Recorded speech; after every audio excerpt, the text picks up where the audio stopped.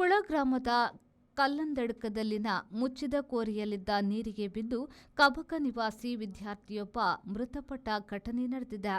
ಕಬಕ ನಿವಾಸಿ ಗುಜರಿ ವ್ಯಾಪಾರಿ ಹಸೈನ್ ಎಂಬುವರ ಪುತ್ರ ಅಜ್ಞಾನ್ ಮೃತಪಟ್ಟ ವಿದ್ಯಾರ್ಥಿ ಎಂದು ಹೇಳಲಾಗಿದೆ. ಸ್ನೇಹಿತರು ಕುಳ ಗ್ರಾಮದ ಕಲ್ಲಂದಡ್ಕ ಮುಚ್ಚಿದ ಕೋರೆಯ ಬಳಿ ತೆರಳಿದ್ದರು ಎನ್ನಲಾಗಿದೆ. ಅಲ್ಲಿ ಈ ಘಟನೆ ನಡೆದಿದೆ. ಘಟನೆ ಕುರಿತು ವಿಟ್ಲ ಪೊಲೀಸ್ ಠಾಣೆಗೆ ತಿಳಿಸಲಾಗಿದೆ ಎಂದು ತಿಳಿದು ಬಂದಿದೆ. ವಿದ್ಯಾರ್ಥಿ ಪುತ್ತೂರು ಸಾಲ್ಮರ ಮೌಂಟೇನ್ ವ್ಯೂ ಶಾಲೆಯ 10ನೇ ತರಗತಿಯ ವಿದ್ಯಾರ್ಥಿ ಎನ್ನಲಾಗಿದ್ದು, ಬಂಟ್ವಾಳ ತಾಲೂಕು ವಿಟ್ಲ ಠಾಣೆಯಲ್ಲಿ ಈ ಬಗ್ಗೆ ಪ್ರಕರಣ ದಾಖಲಾಗಿದೆ. ಮೊಹಮ್ಮದ್ ಅಲಿ, ವಿ4 news, Vitla.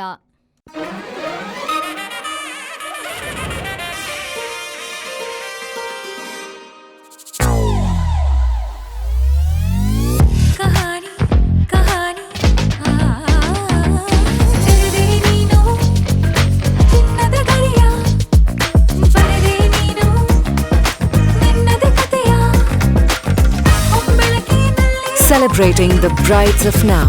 Kahani Bridal Stories by Bhima.